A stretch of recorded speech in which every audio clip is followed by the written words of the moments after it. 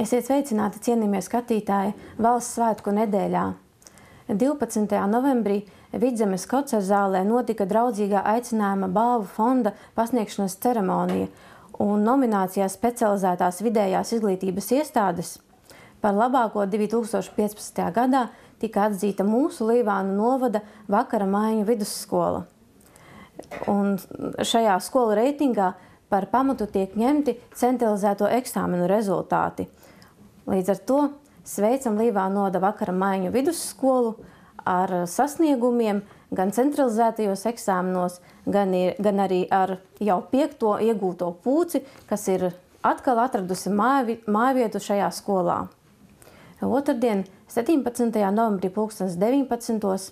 Jersikas kultūras namā notiks Latvijas Republikas proklamēšanas 97. gadadienai veltīts pasākums.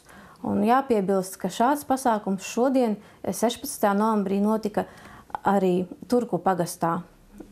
Latvijas svētku dienā, 18. novembrī, novadā notiks vairāki pasākumi. Līvānos notiks proklamēšanas dienai veltītās tradicionālās sacensības skrējiens pa Ubaglīci, starts 11. Uzvaras ielā pie Līvānu stadiona. Un pēc distances visi sportisti varēs baudīt arī spēka biezputru. Savukārt Rožupē 12. arī notiks sporta pasākums, kas veltīts Latvijas gada dienai ar nosaukumu Veselīgā dzīvesprieka diena. Rožupes seniori aicinās jaunatni skriet, soļot un arī dziedāt.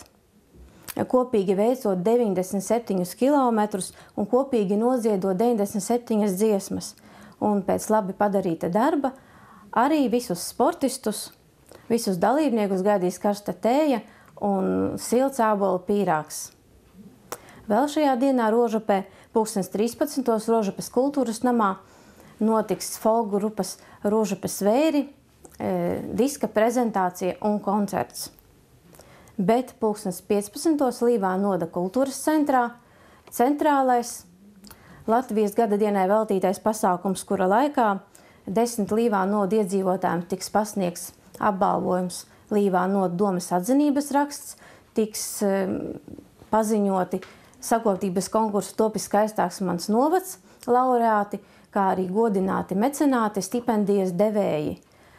Visi klātesošie varēs vērot krāšņu deju un kora dziesmu koncertu uzvedumu pie Daugavas, bet šī pasākuma noslēgumā visi būs aicināti nobaudīt gardu Latvijas dzimšanas dienas torti.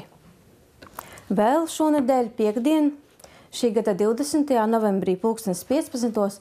Līvānu novada dome aicina garāžu īpašniekus uz sapulci Līvānu inženieru tehnoloģiju un inovāciju centrā, lai spriestu par turpmāko rīcību jautājumā par individuālo garāžu vai garāžu kooperatīvam piederošo garāžu kompleksu īpašuma tiesību sakārtošanu. Tā ka ļoti aicinām un gaidām garāžu īpašniekus.